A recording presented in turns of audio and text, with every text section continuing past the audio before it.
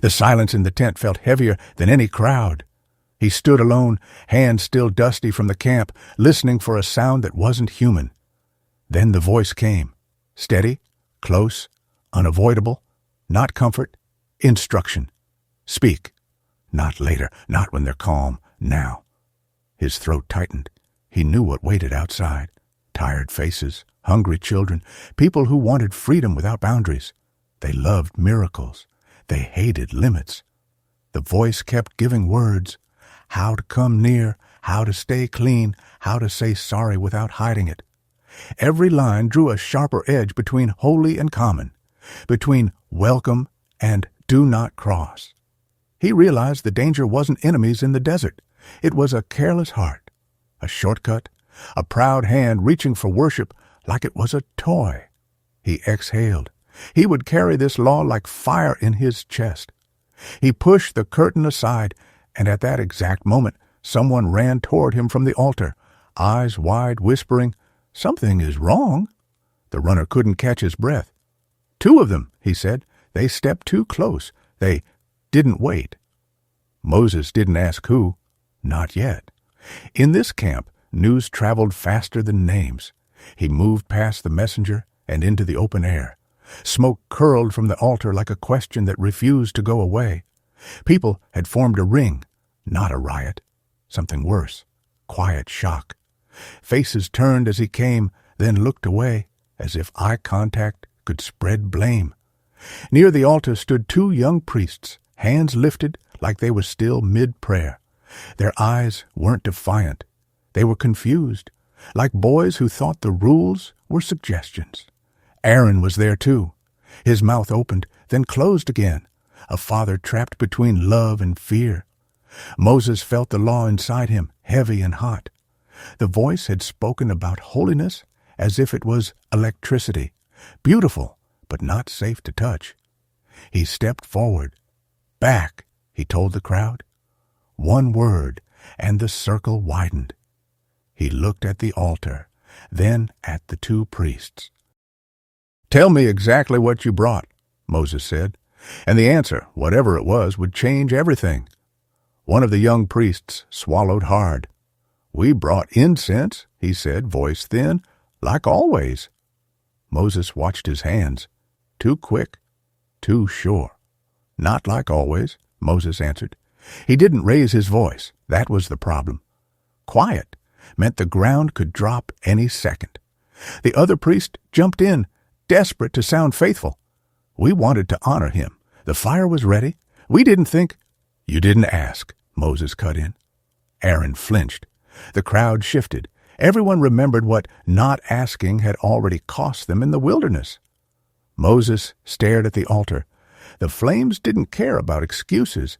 Holiness wasn't a mood. It was a line. Cross it, and even good intentions could burn into shame. He turned to the two priests. "Step away from the fire." They hesitated, one heartbeat too long. Moses felt it before he saw it, a sudden pressure in the air, like a storm trying to breathe. The altar flame sharpened. The smoke went straight up. No wind, no warning. Somebody whispered, "No." Moses lifted his hand, not to stop it. He couldn't, but to keep the crowd back. His voice came out steady anyway. "Do not run," he said. "Do not touch. Do not pretend this is small." Because the camp was about to learn what it meant to come near. It happened in a blink. Light flared, then stopped. No scream cut through the air, no chaos, just a hush so deep it made every breath feel loud. The two priests were down, not torn, not crushed, simply fallen, as if the desert itself had told them to lie still. Aaron took one step, then froze. His face pleaded for permission to be a father instead of a high priest. Moses didn't move toward the bodies. Not yet. He felt the whole camp waiting to see which side he would choose. Mercy that ignores the line, or discipline that feels like stone. The voice's words returned, sharp in his memory. Holiness is not casual. Nearness is not a game. Moses turned slightly, speaking so Aaron could hear, but loud enough for everyone to learn.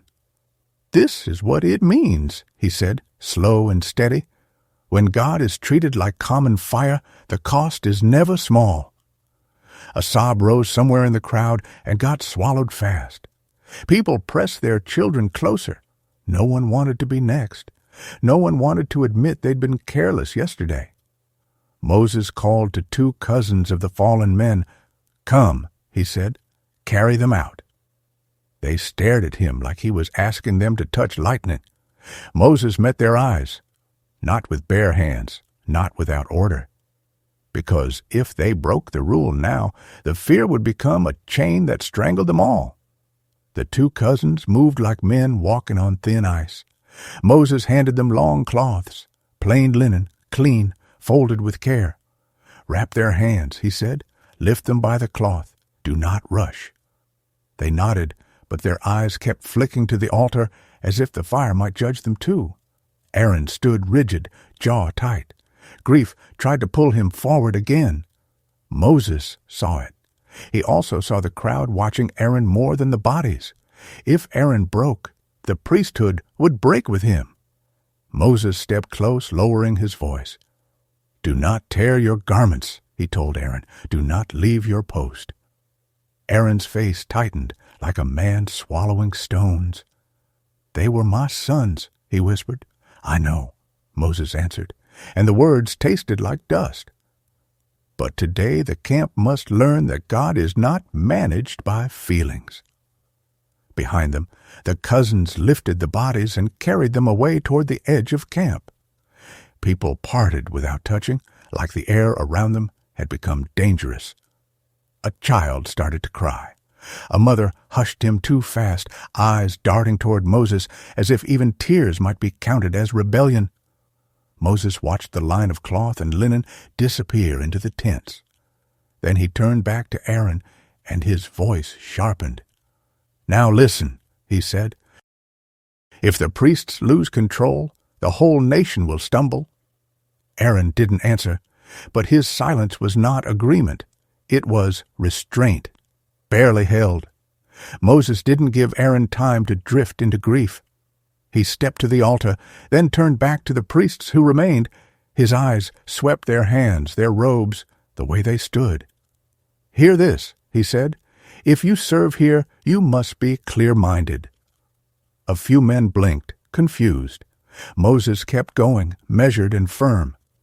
"Do not come near this holy place with your senses dulled, not by drink, not by pride, not by rage." The words landed like stones. Some in the crowd looked offended, others looked relieved, like someone had finally named the invisible danger. Moses pointed toward the tent. "You must be able to tell the difference," he said, "between holy and common, between clean and unclean." He didn't mention names. He didn't need to. The ground still held the memory. Aaron's shoulders rose and fell once, slow. He stared at the altar flame like he was trying to understand how love and judgment could live in the same light. Moses lowered his voice again, just for him. "If you abandon your duty today, the people will turn fear into rebellion. They will say God is cruel, and then they will do whatever they want." Aaron's lips parted, then closed. He looked toward the camp, toward the thousands who depended on him to stand. A priest nearby shifted his feet and whispered, "What do we do with the offering now?" Moses paused, because the ritual couldn't stop, not even for heartbreak. And if they did it wrong, the fire would answer again. The question hung in the air. Do we continue, or do we hide? Moses looked at the offering set aside. The rules were clear, but fear makes even simple steps feel like traps. He saw priests glance at one another, silently asking, "If we touch this, will we fall too?" He chose his words carefully. "We finish what is commanded," he said, "not to prove anything, not to impress anyone, because obedience is how we live."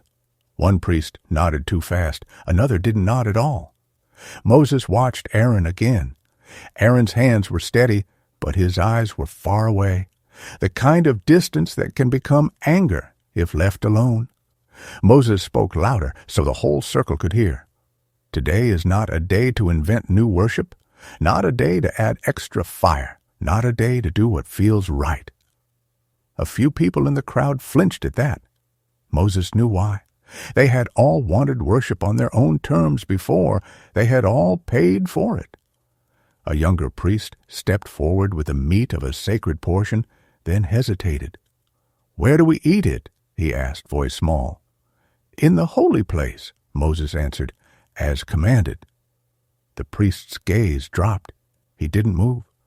Moses felt his patience tighten, not because he loved control, but because one crack in the ritual would spread like sickness through the camp. He walked closer, lowering his voice to a warning.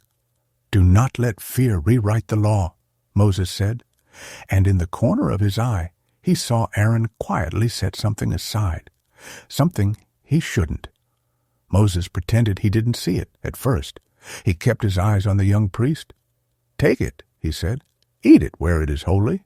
This is not a casual meal. It is a sign that guilt is carried and covered." The priest swallowed and finally moved, slow as if each step might trigger judgment. But Moses' attention kept drifting back to Aaron's hands, that small motion, that quiet decision. Moses knew that look, a man trying to protect what he loves by bending what he fears. When the crowd thinned, Moses turned sharply. "Aaron!" Aaron met his gaze, guarded. Two remaining sons stood beside him, faces pale, trying to be strong. Moses held up the portion that should have been eaten. "Why is this not consumed as commanded?" His voice was controlled, but the edge was there.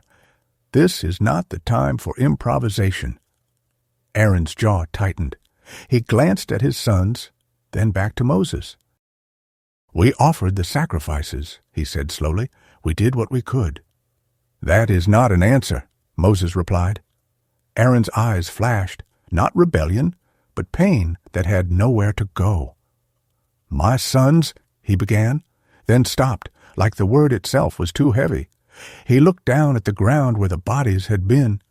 Moses felt the camp's eyes again, even when they weren't there. If he let this slide, the law would become optional. If he crushed Aaron, the priesthood might shatter.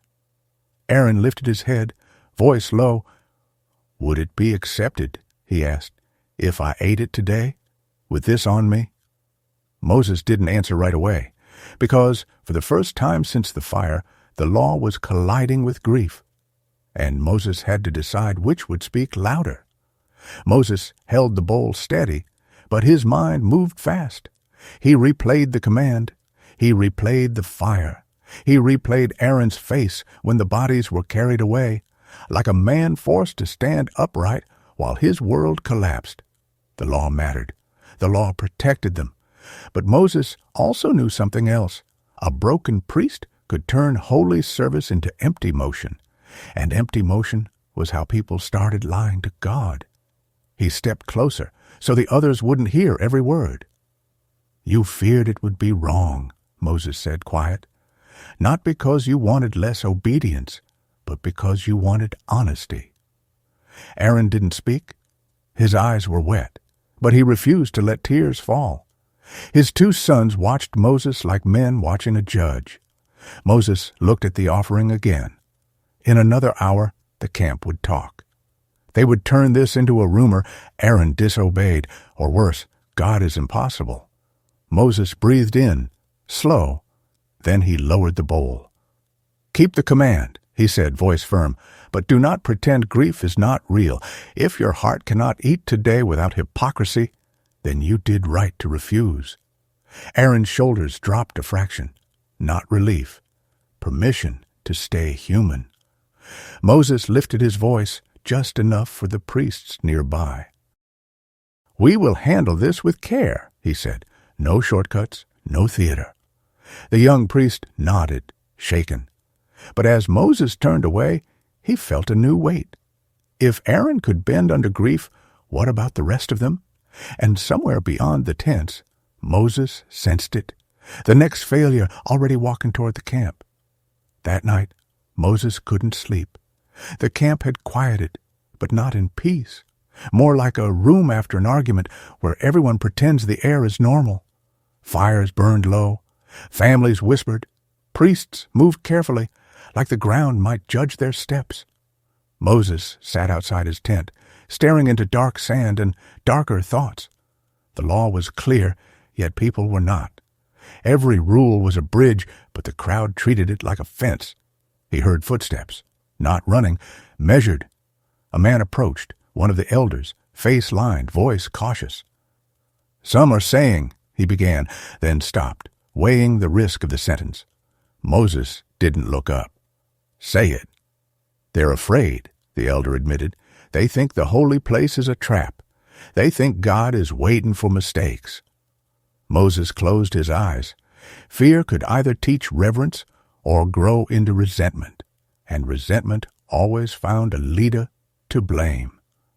"The law is not a trap," Moses said. "It's a way to live close without being destroyed." The elder swallowed. "Then why does it feel so sharp?" Moses finally looked at him. "Because they keep touching it like it's common." The elder hesitated, then leaned in. "And if they stop trying altogether?" Moses felt the question like a blade under the ribs. If the people gave up on holiness, they would replace it with something easier, something they could control. He stood. The desert wind moved through the tents like a warning. "Tomorrow," Moses said, "I will speak again, not to frighten them, to steady them." But deep inside, he knew steady words might not be enough. Because the next test wouldn't come from the altar. It would come from the hearts of the people. Morning came with dry wind and tired eyes. Moses walked through the camp toward the holy place, and people made space without being told. Not respect, fear, the kind that keeps you polite but not loyal. He stopped where everyone could see him. "You saw what happened," he said, voice calm, "so hear what it means." No names, not yet. Names could become gossip. Meaning had to become memory. Nearness to God is not casual, Moses continued, but it is not hopeless either. The law is not a weapon. It is a path. A man in the crowd muttered, "A path lined with fire." Moses heard it. He let it sit. Then he answered without anger, "Fire warms a home when it is honored. It destroys when it is treated like a toy." That word, toy, hit harder than a threat. Parents glanced at their children. Men shifted their weight. Everyone understood careless hands. Moses lifted his palm toward the altar. "We will keep the commands," he said, "not to earn love, but because love without order becomes chaos." A woman stepped forward, holding a small child. "And what if we don't understand?" she asked, voice shaking. "What if we forget?" Moses' gaze softened. "Then you come and ask," he said. "You don't invent your own way." Behind her, a young man rolled his eyes just slightly. Moses caught it. Pride always did that. Small first, then loud. Moses ended with one sentence, simple enough for anyone. "Holiness is not a performance," he said. "It is obedience when nobody is clapping." The crowd fell silent, and in that silence, Moses saw the real problem. Some people weren't scared of breaking the law. They were angry. They couldn't control it. That afternoon, the questions began to multiply. Not the humble kind, the sharp kind. A man approached Moses with a forced smile. "So, if we touch something unclean," he said loudly, "are we cursed or just embarrassed?" A few people laughed, too fast, too nervous. Moses didn't laugh. He pointed toward the wash basins. "Unclean is not shame," he said. "It is a warning. It says, don't bring death into the place of life." The man tilted his head. "Death? We're all alive." Moses stepped closer, lowering his voice so the mockery would have to chase him to stay loud. "Rot spreads quietly," he said. "So does sin." The man's smile cracked. Another voice called out from behind. "What about food? Why can't we eat what other nations eat?" Moses looked across the crowd. Hungry faces, frustrated faces. People who had lived under Egypt's whip, and now hated any rule that sounded like another chain. "Because you are not other nations," Moses answered. "You are called to be different." A woman raised her hands. Different how? Clean enough to live, or clean enough to be watched? That stung. Moses felt it. He knew what they were really asking. Is God for us or against us? He breathed in. Steady. "The rules are not there to trap you," he said. "They teach you how to stay near without becoming numb." A child tugged his mother's sleeve. "What is unclean?" the child asked. Moses knelt a little, meeting the child's eyes. "It means you pause," he said gently. "You wash. You wait. You don't pretend." Behind the child, the mocking man whispered to his friend, "Pause, wash, wait, while we starve." Moses heard it, and he realized the battle had shifted. No longer fire from heaven. Now it was sarcasm, slow poison in the camp. By evening, Moses felt the camp pulling in two directions. One side wanted rules like walls, high enough to keep fear out. The other wanted freedom, like a knife, sharp enough to cut every boundary. And in the middle were families just trying to live without guessing wrong. A woman came to him, voice low. "My husband touched a dead animal while moving camp," she said. "He says it's nothing, but I saw his hands. I saw the smell." Moses nodded once. "He must wash," he said, "and wait until evening." She frowned. "He says you're making us weak." Moses' eyes lifted toward the tents. Men were listening, always listening. "He is not weak for obeying," Moses said louder now. "He is strong enough to pause." The woman hesitated. "And if he refuses?" Moses felt the question open like a door into darkness. Refusal wasn't just disobedience, it was a declaration. "I decide what is clean." He walked with her toward the man's tent, not with drama, with steady steps. Inside, the husband sat stubbornly, arms crossed, trying to look fearless. "I'm fine," he said. "This is desert life. Dirt is everywhere." Moses didn't argue about dirt. He held up a simple truth. "You touched death," he said, "and you want to act like nothing happened." The man laughed once. "So now I'm dangerous?" Moses' voice stayed calm. "Not dangerous," he said. "Unready. There is a difference." The man's smile faded. "And if I don't wash?" Outside, a few neighbors had gathered, quiet, pretending they weren't watching. Moses looked at them, then back at the man. "Then you teach your children that God's words can be ignored," he said, "and the camp becomes a place where nobody knows what holy means." The man's jaw worked. Pride fought with fear. Finally he stood, slow, like surrender felt too much like losing. "I'll wash," he muttered. Moses nodded, but his chest tightened. Because he knew this wasn't a victory, it was only the first crack. The next morning, the man who washed avoided Moses' eyes. But something else was wrong. Moses could feel it before anyone spoke, like a rumor with feet. A teenage boy pushed through the tents, face red, breath quick. "My sister won't come out," he blurted. "My mother says she's unclean." People nearby turned their heads, hungry for the story. Moses lifted a hand. "Lower your voice," he said. "This is not entertainment." The boy swallowed. "She's scared. She thinks God is angry at her." Moses followed him to the family tent. Inside, the girl sat wrapped in a blanket, eyes wide with shame. Her mother stood over her like a guard, whispering, "Don't move. Don't touch anything." Moses' chest tightened. He had seen fear make people cruel. He knelt at the entrance, not stepping in. "You are not cursed," he said gently. "Your body is speaking. You listen, you wash, you wait, and you return." The girl blinked. "But everyone will know," she whispered. Moses looked at the mother. "Then you protect her," he said.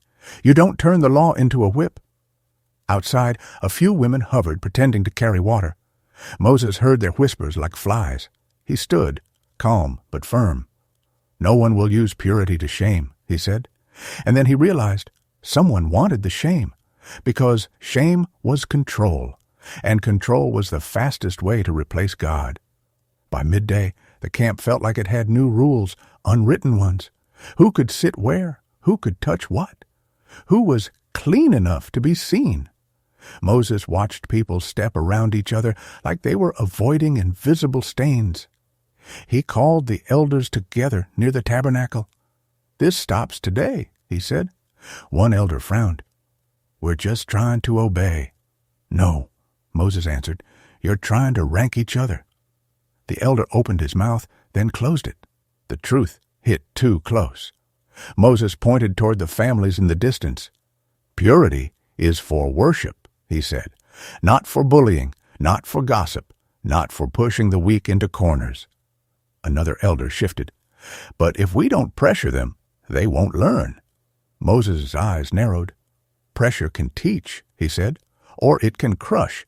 And crushed people don't become holy. They become bitter." A wind rose, tossing sand across their feet. Moses let the grit sting. It reminded him their hearts were like this desert, dry, quick to harden. He stepped closer to the elders. "If you see someone unclean," he said, "you don't point and laugh. You don't whisper. You guide them to wash. You give space without disgust." One elder muttered, "And if they keep failing?" Moses' voice dropped. "Then you help them again," he said. "Because God did not bring us out of Egypt so we could build a new Egypt inside the camp." That line landed like thunder without noise. The elders glanced at each other, uncomfortable. Moses knew why. Control felt safe. Mercy felt risky. He turned back toward the tabernacle. "We will be a holy people," he said, "not a cruel one." But as he walked away, he saw two elders linger behind, faces tight, whispering, and Moses understood. Some men preferred fear, because fear makes leaders look strong. That evening, Moses found a small line forming outside the priest's area, not for food, not for water, for answers. A young father held his toddler on his hip, eyes tired. "My boy touched a lizard," he said. "He's 2. He puts everything in his mouth. What do I do?" Moses felt the camp watching, waiting to see if the law was a club or a guide. "You wash him," Moses said. "You wash what he touched, and you don't call him filthy." The father blinked. "That's it?" "That's it," Moses said. "He is learning. You teach him without terror." Behind him, an older woman stepped forward with a bundle of cloth. "My laundry touched someone's laundry," she whispered, as if that alone could ruin her. "Am I ruined?" Moses exhaled slowly. Fear had turned them into shadows of themselves. "No," he said. "You are not ruined. You are not cursed. You wash. You wait. You return." A priest nearby nodded, grateful for the clarity. Then a man at the back spoke loud enough for drama. "So why did those priests die?" he demanded. "If washing fixes everything, why did God strike them?" The line froze. Eyes widened. The question had teeth. Moses turned to face him. He recognized the tone, not hunger for truth, but hunger for accusation. "Washing is not a magic trick," Moses said. "It is obedience." The man scoffed. "And obedience didn't save them." Moses stepped closer, voice steady. "They did not obey," he said. "They performed." The man's smile twitched. "So you're saying they deserved it?" Moses paused, just long enough for everyone to feel the weight. Then he answered, simple and sharp. "I'm saying we are not free to rewrite God." The man's eyes hardened, and Moses saw it clearly now. This wasn't confusion. This was a challenge looking for a crowd. The confrontational man didn't leave. He stayed near the edge of the crowd for days, always close enough to hear, always far enough to deny he was listening. He laughed at the washings. He called the rules desert games, and each joke landed on someone already tired. Moses watched him the way you watch smoke, because smoke means fire somewhere. Then one morning, a priest ran to Moses with a torn look in his eyes. "There's sickness," he said, "a rash. It's spreading in one tent." Moses stood up fast. Not fear. Focus. The law had words for this. Careful words, words meant to stop panic. He walked to the tent. A woman sat inside, sleeves pulled down, hiding her arms. Her husband stood outside, restless, angry at everyone. Neighbors had already stepped back, as if distance was holiness. Moses didn't touch her.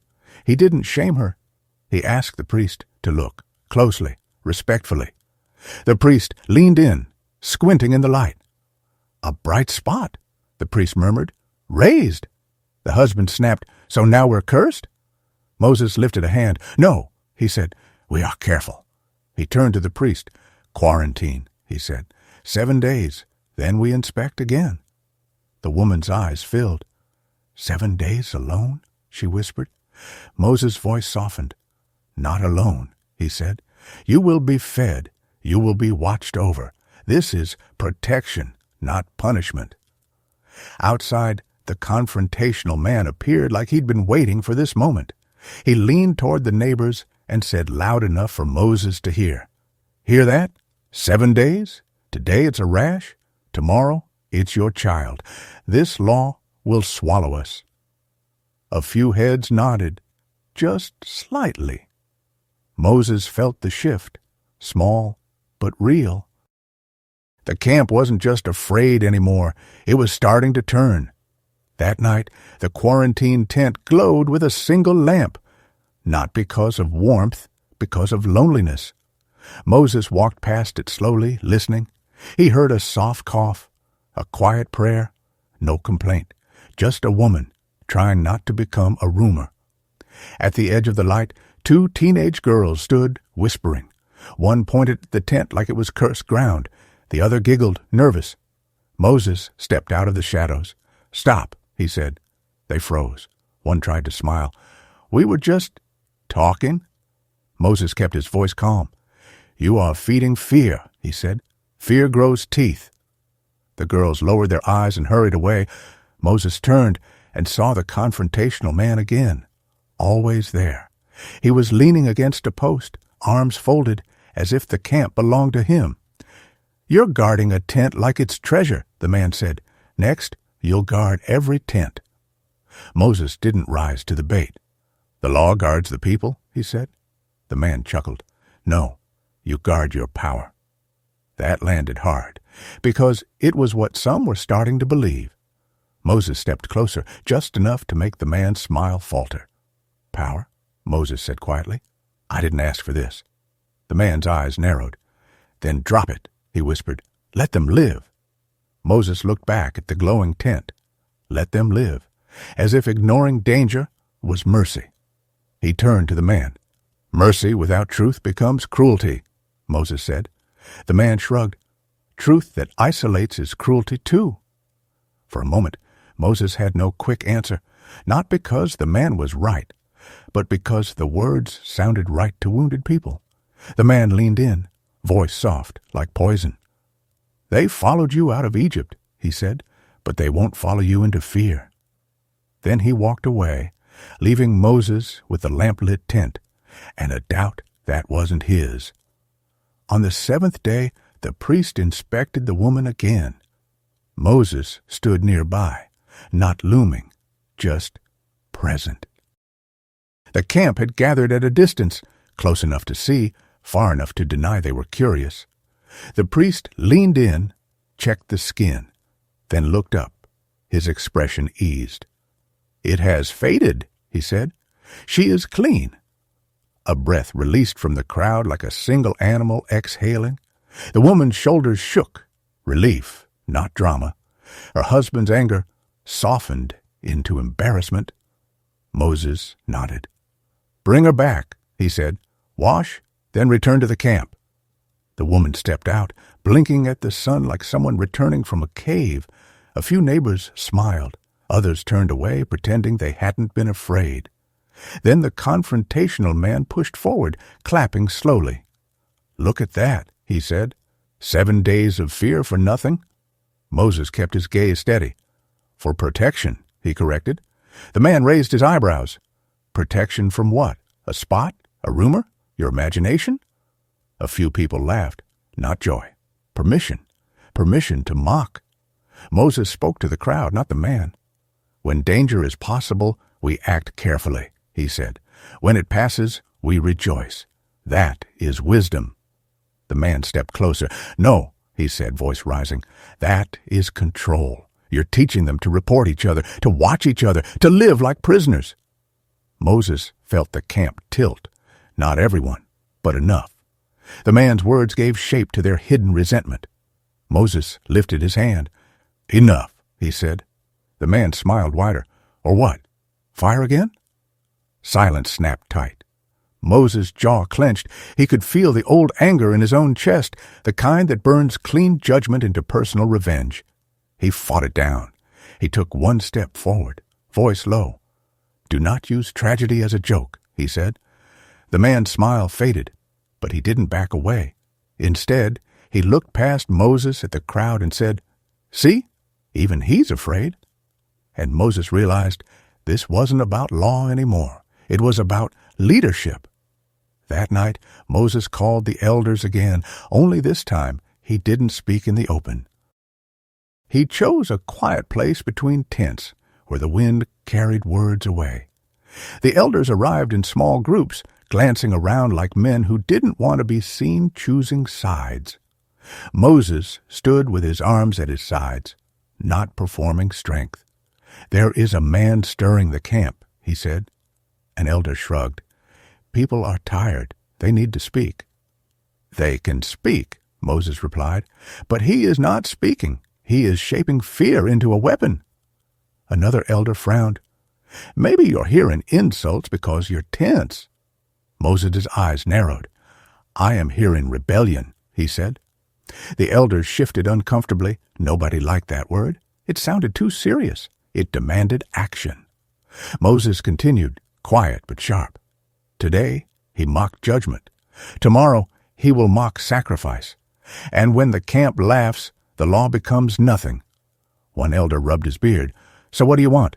To silence him?" Moses didn't answer quickly. He had silenced men before. It never fixed hearts. "I want you to lead," Moses said. "Not to gossip, not to hide behind tired. Lead." A long pause. Finally, the eldest among them spoke. "If we confront him, we split the camp." Moses nodded once. "If we don't, he will," he said. The elders exchanged looks. Some were afraid of conflict. Some were afraid of losing influence. Moses could see it like cracks in clay. Then a distant shout rose near the center of camp. Not panic, argument. More voices joined, a ripple of excitement. Moses felt his stomach tighten. He didn't need a messenger this time. He already knew. The man had found his crowd, and crowds once formed don't stay polite. Moses turned toward the noise. "Stay here," he told the elders. But none of them moved, and Moses realized he might be walking into it alone. Moses walked toward the noise, and the tent seemed to lean in, listening. He reached the edge of the crowd and saw the confrontational man standing on a crate, higher than everyone else. He wasn't shouting like a madman. He was smiling like a performer. "Tell me," the man called, "how many washings until we are safe?" Some laughed. Some didn't, but they stayed. Staying was agreement. Moses stepped forward. The crowd parted just enough to let him through, like the sea opening, but colder. The man's smile widened. "Ah, here he is, the voice of rules." Moses didn't answer the insult. He looked at the faces instead. Mothers, young men, elders who had slipped in quietly. This wasn't one rebel. It was a mood. Moses lifted his voice, calm. "You are afraid," he said, "but fear is not a license to mock God." The man spread his hands. "I'm not mocking God. I'm questioning you." A few people murmured approval. Moses felt the trap. If he defended himself, he would sound proud. If he stayed silent, he would look weak. So he aimed higher. "The law is not mine," Moses said. "If you fight it, you fight the one who gave it." The man leaned forward. "And if the one who gave it keeps killing our sons?" A sharp inhale moved through the crowd. Moses' eyes hardened, not anger, but clarity. "Do not twist what happened," he said. "Their choice brought fire, not God's cruelty." The man laughed. Choice? You call it choice when the cost is death? Moses took one step closer. Yes, he said, because love without choice is slavery. The crowd went still. The man's smile thinned. He had expected shouting. He had expected Moses to crack. Instead, Moses' calm was exposing him. So the man changed tactics. He pointed into the crowd. Then choose, he said, right now. Who here is tired of living scared? Hands rose, a few at first, then more. And Moses felt the ground shift under the camp. Moses stared at the raised hands, not because he was shocked, because he recognized them. Men he had trusted, women who had sung After the Sea, young fighters who had once sworn loyalty. Fear had dressed itself up as courage. The confrontational man stepped down from the crate, walking among them like he was already their leader. See, he said softly, they're ready to breathe again. Moses lifted his hand. Put your hands down, he said. A few did. Most didn't. The man smiled. Why? Are you counting rebels now? Moses' voice stayed steady. I'm counting hearts, he said, and you are teaching them to harden. The man shrugged. I'm teaching them to live. Moses took a slow breath. If he pushed too hard, the crowd would explode. If he backed away, the law would be a joke by morning. He spoke to the people, not the agitator. You don't have to love every rule, he said, but you cannot treat God like a rumor you can vote on. A woman called out, Then why does it feel like we're always one mistake away from disaster? Moses answered, Because you keep standing at the edge and daring it to happen. The man laughed. Listen to him. He blames us for being afraid. Moses turned to him at last. No, he said. I blame you for using their fear to crown yourself. A hush spread. The man's eyes flashed. Crown? He repeated. You're the one wearing authority like a robe. Moses didn't deny it. Denial would sound false. He did something harder. He stepped back and opened his hands. Empty. No weapon. No sign. Just a man. If you want leadership, Moses said, take the burden too. Take the prayers at night. Take the complaints. Take the guilt when someone falls. The man's smile wavered. Because crowds love power, they do not love weight. A young man in the crowd lowered his hand, then another. But the agitator saw it slipping, so he raised his voice, louder, sharper. Tomorrow, he declared, we choose a new way. And the crowd roared. Moses felt it in his bones. They weren't just questioning rules. They were planning a break. Before sunrise, Moses went to the tent, not to hide, to listen. The camp was still asleep, but the air felt restless, like animals before a storm. Moses stepped inside the quiet glow and fell to his knees, not dramatic, just tired. He didn't ask for revenge. He didn't ask for a sign to win an argument. He asked for one thing. How do I keep them from tearing themselves apart? The answer didn't come as a gentle idea. It came as direction, clear, heavy, unavoidable. Moses rose and walked out. By the time the sun showed, he was already moving through the tents, calling the priests, calling the elders, calling the families to gather. Word spread fast. The agitator heard too. Moses saw him in the distance, waking his friends with a grin. The crowd formed near the tabernacle. Moses stood in front, not above them. He spoke in a voice that didn't chase volume. Today, he said, we do not vote on holiness. We do not improvise. We do not threaten each other. A few people scoffed. Moses continued, If anyone thinks the law is a prison, let him come near the right way and see that it is life. The agitator stepped forward. Finally, he said, a test. Moses nodded once. A test, he agreed, but not between you and me. He pointed toward the priests and the altar. Bring what is commanded, he said. Not strange fire, not your own idea. What is commanded? The agitator's smile tightened. And if we refuse? Moses' eyes didn't blink. Then you've already chosen, he said. The crowd went quiet. Even the birds seemed to stop. because everyone understood what was happening now. This wasn't a debate.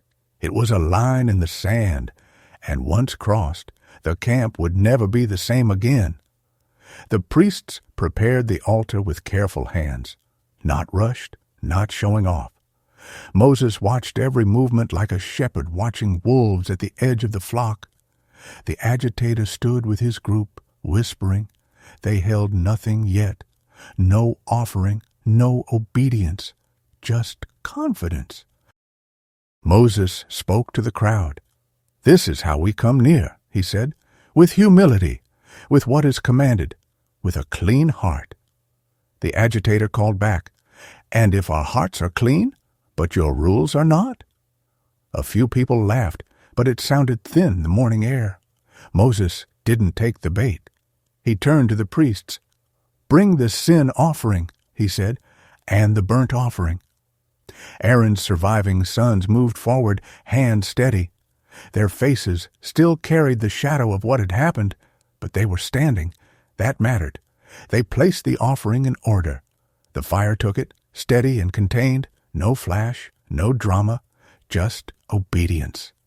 Moses lifted his voice again. "You see," he said, "God is not hunting you, He is teaching you." For a moment, the crowd softened. Then the agitator stepped forward, holding a small censer, metal glinting in the sun. He had found one, somehow. "I will come near too," he said, "not like a frightened child, like a free man." Moses' stomach tightened. The camp held its breath. The last time someone rushed toward holy fire, the memory still sat in the sand. Moses took one step toward him. "Do not," he warned low. "Not this way." The agitator smiled. "Watch me." And then he did something worse than defiance. He invited others. "Who will come with me?" he shouted. A few men stepped forward, eyes bright with adrenaline. Moses watched them move and felt his heart drop. Because now it wasn't one man's pride, it was a movement. And movements don't stop at warnings. The men who stepped forward weren't monsters. They were tired. They were proud. They were hungry for a life that felt simpler than holy and unclean. And the agitator gave them a shortcut that looked like courage. Moses raised his voice once, just once. "Stop." Some hesitated. Not enough. The agitator lifted the censer higher as if it were a trophy. "We are done trembling," he declared. Moses felt the air tighten. Not magic. Not thunder. The kind of tension you feel when a crowd is about to do something it can't undo.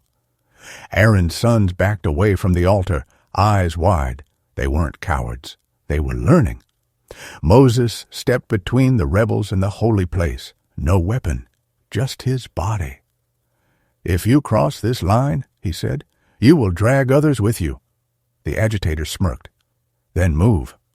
A few rebels tried to circle around Moses. Their feet scuffed the sand, impatient. The crowd murmured, a low wave of excitement. Moses didn't chase them. He spoke to the whole camp, loud enough for every tent to hear. "This is not freedom," he said. "This is pride dressed like freedom." The agitator snapped, "And your freedom is what? Rules and fear?" Moses answered, "My freedom is knowing God is not a tool." That sentence hit harder than Moses expected. Some people flinched, like something inside them recognized the truth. But the agitator wouldn't let the moment breathe. He pushed forward again, and the rebels followed. Moses reached out and grabbed the censer arm, not violently, just firm, stopping the motion. For a heartbeat, everything froze. The agitator's eyes widened in surprise, then narrowed with hate. "Don't touch me," he hissed. Moses' voice dropped to a whisper only he could hear. "I'm not afraid of you," Moses said. "I'm afraid of what you're doing to them." The agitator yanked back, and the censer slipped from his hand. Tumbling toward the holy fire, the censer hit the sand, then rolled, not into the fire, just close enough for everyone to imagine what could have happened. A few rebels laughed, relieved. "See? Nothing?" one shouted. The agitator lifted both hands like a hero spared by fate. Even the fire agrees with us, he said. Moses didn't move. He stared at the censer lying there, quiet and accusing, because the camp had learned the wrong lesson, that danger is fake until it bites. He bent down, picked up the censer by its handle, and held it up so all could see. "This is not a toy," he said. The agitator scoffed. "It's a cup, a tool. You're afraid of metal." Moses' eyes stayed calm. "I'm afraid of hearts that treat God like metal," he answered. That shut a few mouths. But the agitator smiled again, thinner. "Then prove it," he said. "If God is with you, let him show it. Let him end this argument." Moses felt a coldness under his ribs. Demanding signs was always the same sin wearing a new mask. He turned to the people. "Do not test God," he warned. "Testing is not faith." The agitator stepped closer. "Or maybe you're scared he won't answer." The crowd stirred. The rebels leaned in. The priests stood rigid. Aaron's sons looked like men reliving a nightmare. Moses' fists tightened, then relaxed. He refused to shout. He refused to beg. He spoke quietly, and somehow it carried. "If you want to come near," Moses said, "come the commanded way, bring your offering, bring it in humility, and let the truth stand without tricks." The agitator's eyes narrowed. He hadn't wanted humility. He wanted theater. He glanced at his followers, then at the crowd, and Moses saw the decision form on his face. "Fine," the man said. "Tomorrow." He pointed at Moses like a judge. "Tomorrow we come near, all of us, and we'll see whose way survives." The crowd murmured, nervous and excited. Moses held the censer heavy in his hand, because tomorrow wasn't a delay. It was a countdown. That night, the camp didn't rest. It rehearsed. Moses saw shadows moving between tents, men passing small metal bowls, stringing chains, borrowing anything that looked priest-like. The agitator's voice drifted through the dark like a song people couldn't stop humming. Moses went to Aaron's sons. "Tomorrow, you do nothing extra," he told them. "No proving, no panic, only what is commanded." One of them nodded, jaw tight. "And if they rush the altar?" Moses held his gaze. "Then we step back," he said. "We don't wrestle over holiness." Later, Moses walked alone to the edge of the tabernacle light. The lamp inside made the desert glow like a thin line between safety and danger. He whispered, "They want a sign. They want a show." The silence answered him first. Then, deep inside, he felt that familiar weight, like truth pressing down on a man's shoulders. At the far end of camp, laughter rose, loud, confident, too confident. Moses turned and saw a crowd gathering around the agitator. More faces than yesterday. More hands holding censers. The rebellion wasn't shrinking. It was organizing. Moses looked up at the stars, then back at the moving line of men. And he knew what morning would bring. Not one challenger, but many. At dawn, the air felt tight, like the desert was holding its breath. Men arrived in groups, each carrying a censer, not one or two. Dozens. They stood in a wide arc facing the tabernacle, proud faces trying to look fearless. The agitator stood at the center, smiling like a groom on his wedding day. "We are ready," he called. Moses stepped forward. His voice was calm, but it cut. "You are not priests," he said, "and you are not humble." A rebel shouted back, "We are free." Moses pointed to their censers. Freedom doesn't grab what is holy and call it a right. The priests stood behind Moses, hands steady, eyes alert. Aaron's face looked carved from stone. Grief had aged him overnight. The agitator lifted his censer. "We will offer incense," he said, "and God will decide." Moses stared at the line of men. They thought they were brave, but bravery without obedience is just a faster fall. He spoke again, louder, so the far tents could hear. "Step back," he warned the crowd. "Do not crowd the holy place." Some people obeyed, some didn't. Curiosity is a strong chain. The agitator took a step closer to the altar. Then another. Dozens followed, sandals scuffing sand in unison. Moses didn't touch them. He didn't wrestle. He stepped aside, just enough, like a gate opening for those who insisted on rushing through. His eyes met Aaron's for one heartbeat. Aaron didn't nod. He couldn't. But his silence said, "Let the truth speak." The rebels raised their censers together. The morning light flashed on metal, and the tabernacle courtyard fell so quiet that even breathing sounded like noise. The censers began to smoke, thin streams at first, then thicker, as if the desert itself was exhaling through their hands. The rebels looked around, waiting for approval, waiting for the sky to clap. The agitator lifted his chin. "Do you see?" he said, loud enough to feed the crowd. "Nothing is happening." Moses didn't answer. He watched the smoke drift toward the holy place, and he felt the same warning he'd felt before the fire, like a line humming under tension. Aaron's sons stood still, faces tight. They had done everything right, and now they had to watch men do everything wrong with confident smiles. A boy in the crowd tugged his father's sleeve. "Is God mad?" he whispered. His father didn't answer. He didn't know what to say. Then the wind stopped. Not slowed. Stopped. The smoke rose straight up, like a column refusing to bend. The camp went silent in a new way. Not excitement. Awareness.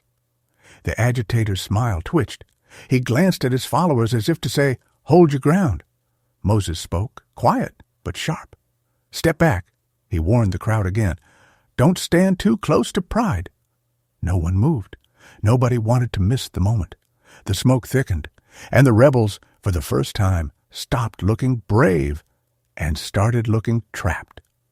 Moses felt it first, the shift in the ground. Not an earthquake that throws you, a subtle tremble that makes your stomach tighten. Sand vibrated under sandals. A few people laughed nervously, then stopped when the laugh sounded wrong. The agitator looked down, confused. "Hold steady," he barked, but his voice cracked. A low sound rolled beneath them, like a distant drum. The rebels tightened their grip on the censers. Smoke still climbed straight up, stubborn and silent. Then a fissure split the earth. Not everywhere, right where the proud line stood. The ground opened like a mouth, dark, sudden, undeniable. People screamed and stumbled backward. Some dropped their censers. Others tried to run and tripped over each other. Moses shouted, "Back! Get away!" He didn't run toward it. He didn't stare like it was entertainment. He waved families away, pushing the crowd to safety with urgent gestures. The agitator's eyes went wide. He reached for someone's arm, searching for an anchor. But everyone was trying to save themselves. The opening widened. The rebels vanished below, not with gore, not with screams that lingered, just swallowed by a terrifying silence that followed too fast. Then the ground closed.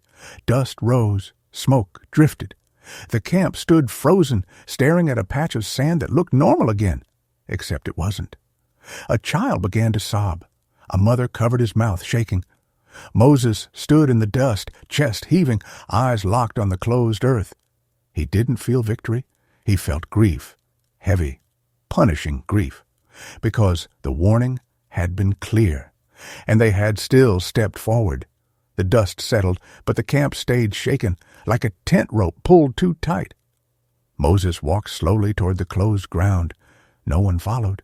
Even the boldest men kept distance, as if the sand might open again just from being watched. Then a new sound rose, sharp, crackling, not from below but from the altar side. The censers left behind were still smoking. Metal bowls lay scattered like dropped arguments. Aaron's sons looked to Moses for a command. Their eyes said, "Do we touch them?" Moses lifted his palm. "Wait," he said. A sudden flare of fire swept across the open space, fast, clean, and terrifying. It didn't chase families. It didn't spread through tents. It moved with purpose, like a boundary drawing itself in light, The remaining rebels who had held their ground fell back, and then there was only silence where their voices had been. No gore, no spectacle, just absence. The crowd screamed, then stopped, stunned by how quickly pride turned into nothing. Moses' voice cut through the panic. "Do not rush in," he shouted. "Do not touch what is holy without command." He turned to Aaron's sons, face hard with grief. "Take the censers," he said, "but do it the commanded way." Because even after judgment, the danger wasn't over. The camp could still learn the wrong lesson, that holiness is only fear, instead of fear that leads to life. Moses didn't let the camp collapse into superstition. He called the priests close, pointing at the scattered censers. "These are holy now," he said, "not because the rebels were holy, because they touched what belongs to God." One priest swallowed. "So what do we do?" Moses' voice stayed steady. "We do not keep souvenirs," he said. "We do not tell stories that make pride look brave." He turned to Aaron's sons. "Collect the censers," he ordered, "and hammer them into plating for the altar." Their eyes widened. "Why?" one asked. Moses answered, "So every time a man looks at this altar, he remembers, you don't seize holiness, you receive it." The priests moved carefully, using cloth and tools, not bare hands. No rushing, no daring, obedience, even in the aftermath. But the crowd had its own instinct. People leaned in, whispering, staring at the scorched sand, trying to turn judgment into gossip. Moses lifted his voice. "Back," he said. "You will not feed your fear with a spectacle." A man muttered, "So many died. And for what?" Moses looked at him. "So many could have lived," he said. That line silenced the whispers. Still, Moses felt a new danger forming, quieter than rebellion, more subtle, resentment. Some would say the rebels were villains. Others would say Moses was too strict. And a few would think, if God is that powerful, why does he need rules at all? Moses watched the priests carry the censers away. He knew the camp would obey for a while, but obedience born from shock doesn't last. Soon they would need something harder, a clean heart, and that was a battle Moses couldn't win with commands alone. The next day, the camp looked obedient, too obedient. People washed more than needed. They spoke in whispers. They avoided the tabernacle like it was a cliff edge. Fear had done what rebellion couldn't. It made everyone careful, but also cold. Moses saw mothers pull children away from priests as if holiness could infect. He saw men refuse to help neighbors, worried that unclean might stick to them. He stepped into the center of camp and spoke, not like a judge, but like a man trying to keep a family from breaking. "Listen," he said, "you are not saved by panic. You're not holy because you tremble." Faces turned, eyes wide. "Holiness is not hiding," Moses continued. "It is doing what is right when you could do what is easy." A woman asked, voice small, "Then why did God act so hard?" Moses felt the ache behind her question. He answered gently, "Because some lines protect life," he said, "and pride tried to erase them." A man in the back muttered, "So we just live scared forever." Moses shook his head. "No," he said, "we live aware." He pointed to the tabernacle. "God is near," he said. "Near is good. Near is also serious. That's not cruelty. That's reality." The crowd listened, but Moses could see it. Fear was still steering them, not love, not trust. After he finished, he walked toward a group of children playing with stones. They stopped when they saw him, suddenly afraid to laugh. Moses knelt, picked up a stone, and rolled it back to them with a small smile. "Go on," he said softly. "Life is not forbidden." The children hesitated. Then one laughed. A tiny sound. It spread, and Moses felt something shift again. Not rebellion, not judgment. Hope. But hope is fragile, and one rumor could crush it by sunset.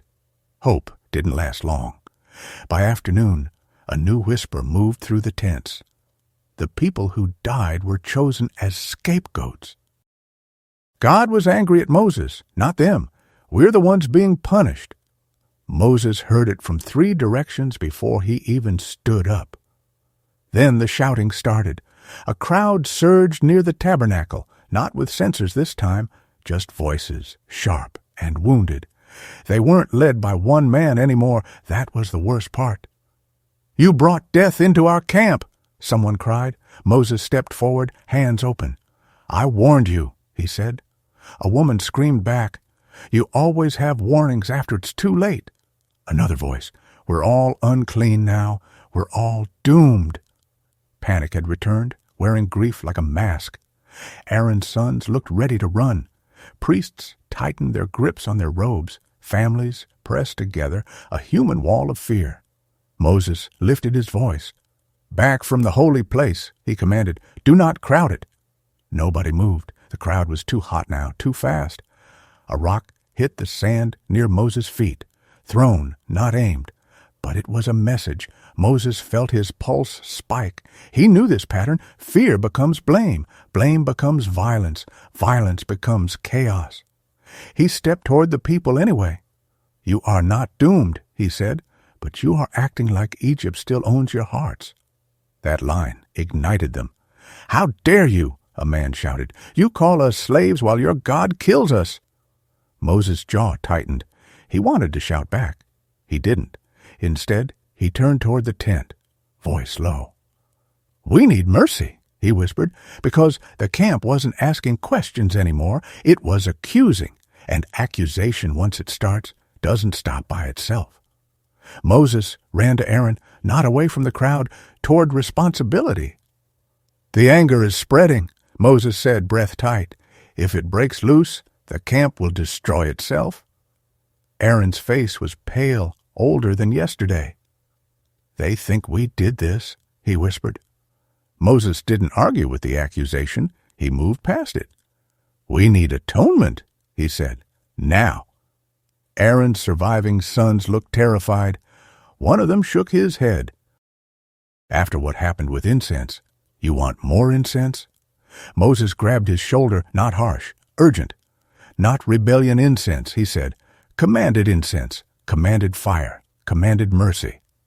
The shouting outside grew louder. Someone screamed, "Bring Moses out!" Moses flinched, but he didn't step back. He looked Aaron in the eyes. "You must go into the midst of them," he said, "between the living and the dying." Aaron swallowed. For a second, he looked like a father again, not a high priest, a man who had already buried sons and didn't want to walk into another storm. Then he straightened. "Give me the censer," Aaron said. One of his sons handed it over with shaking hands. Aaron took holy fire from the altar, careful, exact. He placed incense on it, and smoke rose, thick and white. Moses opened the way. "Go," he urged. Aaron stepped out into the shouting crowd. People recoiled at first, then surged again like waves. Aaron kept moving, eyes forward, holding the smoking censer like a shield. Moses watched from behind, heart pounding, because Aaron wasn't going out to win an argument. He was going out to stop disaster, and if he stumbled, the whole camp could fall with him. Aaron walked straight into the storm. The crowd's anger hit him like heat. People shouted over each other, faces twisted by fear. Some backed away from the smoke. Others pushed closer, desperate to blame someone before they had to blame themselves. Moses followed at a distance, calling, "Make room!" But the words vanished inside the roar. Then Aaron stopped. Right in the middle, he lifted the censer higher. Smoke rose and spread, softening the air like a veil. The shouting didn't stop, but it changed, less sharp, more uncertain. People stumbled back, coughing, wiping eyes, suddenly aware of their own weakness. Aaron turned his body, facing the densest part of the crowd. He wasn't performing. He was standing like a barrier. Moses saw something worse than anger now. People collapsing from exhaustion and panic, dropping where they stood, not dead in a graphic way, just overwhelmed. The camp was unraveling. Aaron moved forward again, step by step, swinging the censer gently, letting the smoke drift between bodies like a line of mercy. Moses' throat tightened. Between the living and the dying. He understood it now. Not poetry, a real boundary. A woman screamed for her child. A man fell to his knees, suddenly sobbing. Another man shouted, "Stop blaming Moses!" and got shoved for it. Aaron didn't argue with anyone. He kept moving, smoke rising, eyes fixed on the invisible war happening in their hearts. Slowly, almost unbelievably, the wave of panic began to break. People stopped pushing. They stopped throwing words like stones. They started stepping back, breathing, trembling. Moses watched the crowd's energy drain away like a fire losing oxygen. Aaron stood at last, chest heaving, censer still smoking. He didn't look heroic. He looked spent. And Moses realized, mercy has a cost. Sometimes it costs the one who carries it. When the shouting finally faded, the camp sounded empty, not quiet like peace, quiet like aftermath. Aaron returned slowly, the censer hanging low now, smoke thinning. His steps dragged. His eyes avoided the places where people had fallen, because looking too long would break him. Moses met him near the tabernacle. He didn't embrace him, not because he didn't care, because the moment was too sacred for comfort that looked like celebration. "You stood," Moses said softly. Aaron gave a bitter half-smile. "I stood between angry people and a holy God," he whispered. "I don't know which side was more terrifying." Moses nodded. He understood. Behind them, priests began to guide families. Quiet instructions, water, rest, space. No yelling now, no performance, just repair. But Moses saw something else in the crowd, eyes that didn't soften. Men who watched the mercy and felt insulted by it. People who wanted judgment to land on someone else, not on them. One of those men spoke to his friend, loud enough to carry. "So that's it? We scream, we panic, and smoke fixes it?" Moses turned his head slowly. The man kept going, braver with every word. "If God wanted us holy, why not make us holy? Why all these rules? Why all this fear?" A few people nodded. Not rebels with censers, ordinary people with tired hearts. Moses walked toward the man. "Because holiness isn't paint," he said. "It's a choice, every day." The man snorted. "Then we'll fail every day." Moses didn't deny it. He answered the harder truth. "That's why mercy exists," he said, "not to erase the law, to bring you back."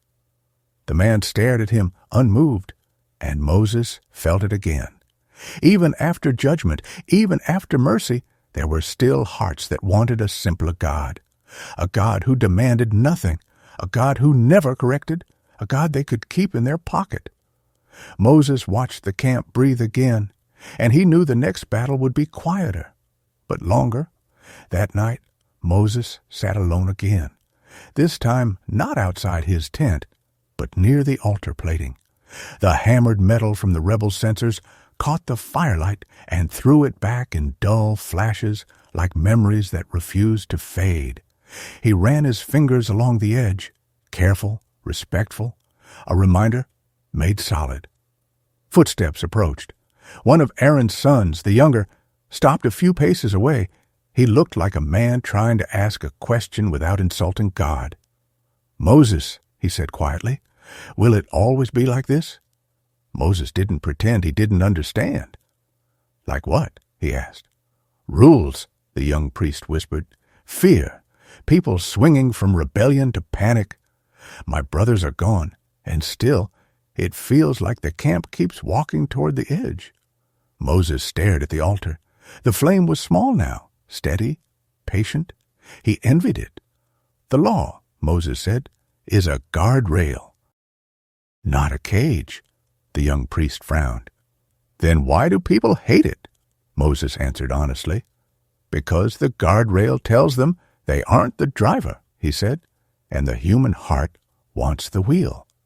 The priest looked down. "And what if the wheel slips?" Moses' voice softened. "Then we bring them back," he said, "again and again. That's why we have offerings. That's why we have mercy." The young priest swallowed. "And what if I slip?" Moses met his eyes. "Then you don't hide," he said. "You don't pretend. You come into the light."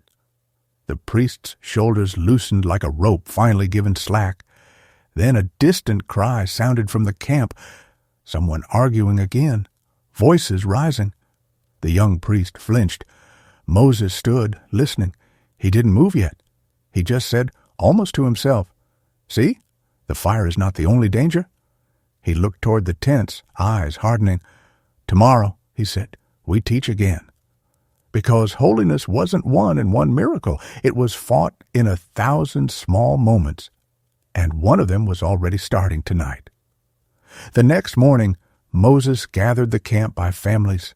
Not one huge crowd, small circles. Close enough for questions, close enough for faces to be seen. Fear grows in distance. Trust grows up close. He started with something simple. "When you wash," he said, "you're not proving you're better. You're admitting you're human." A few people nodded. Others looked embarrassed to be seen nodding. Moses pointed to a father holding a baby. "You," he said gently, "when your child falls in dirt, do you throw him out?" The father blinked. "No." Moses spread his hands. "Then don't throw each other out," he said. "Cleanliness is not exile, it is return." That landed. Mothers relaxed a little. A teenager stopped smirking. Then an older man raised his hand, voice rough. "What about the ones who died?" he asked. "Do we just move on?" Moses swallowed. The camp went still. This was the real question. "No," Moses said. "We remember. We mourn. And we learn the lesson without copying the sin." The man's eyes narrowed. "And the lesson is fear?" Moses shook his head. "The lesson is reverence," he said. "Fear runs away. Reverence stays and listens." A woman asked, "How do we know the difference?" Moses looked at the altar in the distance. "Fear makes you hide," he said. "Reverence makes you obey, even when nobody is watching." He let that settle. Then he said the sentence he had been avoiding because it hurt. "God is near," Moses said, "and he will not be shaped by our moods." A little boy tugged Moses' robe. Moses looked down. The boy whispered, "Is God mad at me?" Moses knelt, eyes gentle. "No," he said, "but he loves you too much to let you play with fire." The boy nodded, like he understood more than adults did. Moses stood again, scanning the circles. Some faces had softened, but a few still looked hard. And Moses knew. Teaching would not end rebellion forever. It would only reveal who wanted to be healed and who wanted to stay in control. That evening, Moses walked the camp one last time before sleep. He didn't carry tablets. He didn't carry a staff like a symbol. He carried only the weight of people who kept forgetting and the patience to bring them back. Near a cooking fire, he heard laughter, real laughter, not mocking, children chasing each other between tents, a mother smiling without looking over her shoulder. It was small, but it mattered. Then he heard another sound, quiet, arguing in the shadows, two men whispering about too many rules, a woman hissing back, "After everything, do you want to test God again?" Moses stopped. He didn't step into their circle, he just listened. The argument faded, not because they were holy, because they were tired. Moses looked toward the tabernacle. The lamp still burned inside, steady, like a heartbeat that refused to quit. He remembered the fire that judged pride. He remembered the smoke that stopped panic. He remembered the plated altar, metal hammered from rebellion, turned into a warning that couldn't be ignored. And he realized the story of Leviticus wasn't really about animals or washings or rituals. It was about closeness, how a broken people could live near a holy God without destroying themselves. Moses breathed in the desert air and spoke quietly, not for the crowd, just for the one who listened. "Teach them," he whispered, "and keep teaching me." He turned to go back to his tent, and for the first time in days, his shoulders lowered a fraction. Not because the danger was gone, but because he finally accepted the truth. He wasn't only a lawgiver, he was a shepherd, and the flock would always need the path, again tomorrow, and the day after that.